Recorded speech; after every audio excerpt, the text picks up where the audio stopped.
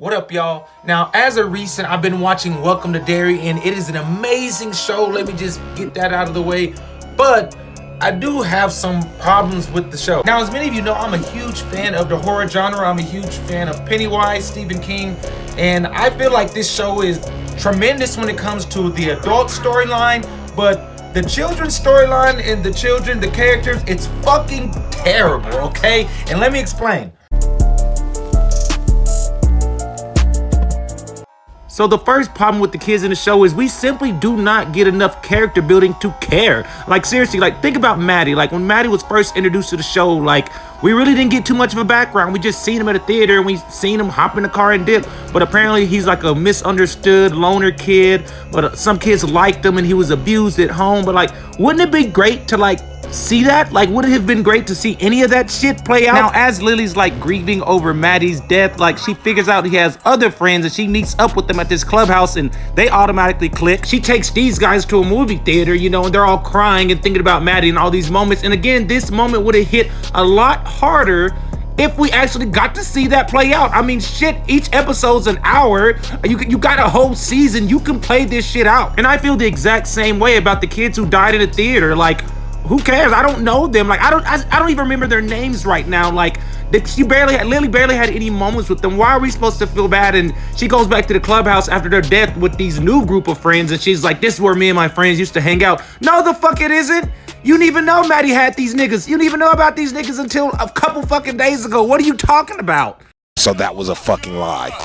And speaking of, Lily is the worst friend / main character ever. Like, what the fuck? First off, she brought those kids to the theater. Like, she didn't have to fucking do that, all this investigation. And then when they all died, she helped frame Ronnie's dad. She helped frame Hank. She is the problem. She is the reason why all this shit happened. The black spot burning and all that, that's her. They had to hide Hank because her bitch ass lied. I understand she didn't want to go back to the asylum. She's a scared kid.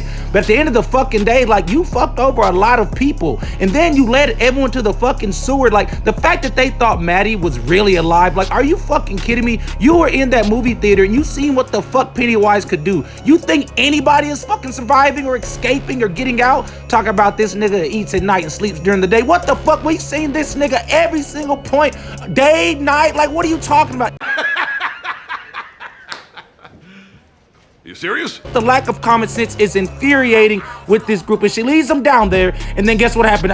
Everybody gets attacked. A whole bunch of shit happens. Bill would never fall for some stupid shit like this, bro. And then when she gets like the little piece of the asteroid to like fight it away, like, she keeps it. She doesn't like use it. She doesn't let her friends use it. She keeps it for her fucking self. And so when the kids get attacked again, like at the black spot when Richie dies, how useful would that fucking asteroid piece be? I mean, think about Bill from the 2017 It adaptation. I mean, if he would have got that piece, that relic, that artifact, he would have went straight to the sewers and tried to smoke it automatically. He would have tried to smoke Pennywise.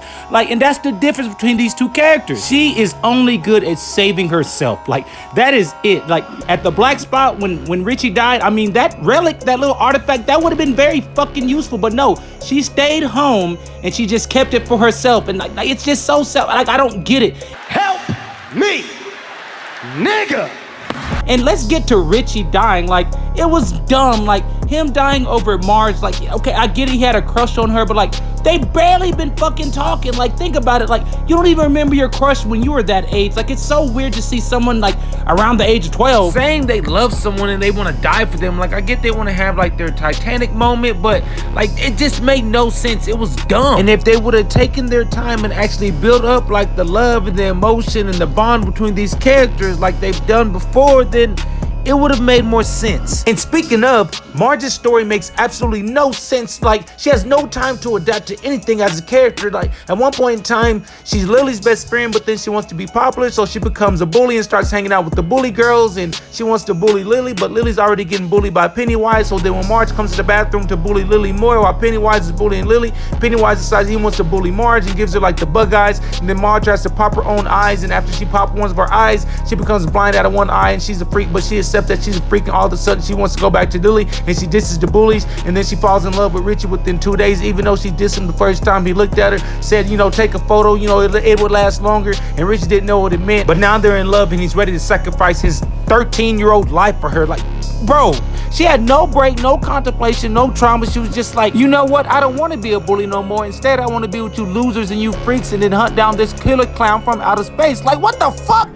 I'm a dude playing a dude disguised as another dude. What? You a dude that don't know what dude he is. And if you think I'm wrong, like I said, go back and watch the 2017 It adaptation. Like, the kids had so many good moments. Like, the bullying, they expressed that. It showed the abuse at home or outside of the friend group, the losers club. It showed them having that cool moment, that bond when they were in the water, in that little river scene, like just everything like that. It was just so, they built up the characters within 2.5 hours, and these guys have 8 hours for this show, and it just seems like they just want to tell us things like Maddie's been abused and he's a lonely kid, instead of just showing us we are not stupid. Just show us. Like, bro, the friends that she met, Phil or whoever the fuck those kids were, like, they died in episode 1. There's no character build up. There's no bond build up within that. There's nothing there. So when those characters die in episode 1, like, yeah, like, it's tragic, but like, we don't really feel it like that as an audience. And you would be absolutely lying to yourself if you said the adult storyline was not carrying the show. I mean, think about it. Dick with The Shining, Leroy, his wife, the Native Americans, the crazy general who wants to release Pennywise into the United States, Hank after being framed for the kid's murder in the theater. Like, all of that shit is driving the show. I mean, think about it. The best 2 scenes out of the entire series come from the adult storyline. The first one when Dick, I know I'm saying Dick a lot, my bad. When Dick tries to find Pennywise, and then Pennywise senses it, and then he infiltrates Dick's mind, you know, figures out about his grandmother, his ability, he opens the box. Like, all of that shit is badass. In the second scene, the greatest scene of the show so far, one of the best scenes of TV I've seen, the black spot scene, and it just shows the chaos, the tragedy, the panic, the fear, and it also shows Dick having to make that decision, like, does he have to talk to the dead in order to save the children? But if he does that, he's gonna almost like risk his sanity, and that's what he ends up doing. And then on top of that, he ends up talking to the dead woman and follows her to the artifact. So that's what like sparks everything. So do not lie to yourself. That shit is what keeps you coming back, not fucking Lily fucking babysitting this relic by her goddamn self. Like, right now, I guarantee you cannot name me one good moment where these kids had like a fun moment together, where they stood together, or where it showed the abuse that they faced. Like, hell, I bet you don't even remember how they met. It makes no sense. You do not remember how this group of people even fucking met. The loser club, like this new loser club, you do not know how they even met. Like, why the fuck is Ronnie even cool with Lily? Like, I do not care. Like, think about it. In that position, if she framed your father, why the fuck would you be cool with her? Like, it makes no fucking sense. What? Bro, what are you talking about, man? But hopefully the show gets better. I know old boy got caught up in the deadlights, so maybe the kids will come through in the finale and just like in future episodes like do more. I just feel like I'm just very disappointed with this first season of the Losers Club. Now, like I said, if you don't agree with me, just share your opinion, like, comment, subscribe. I would love to hear what you guys got to say about it. I'm the King Killer. I'm out.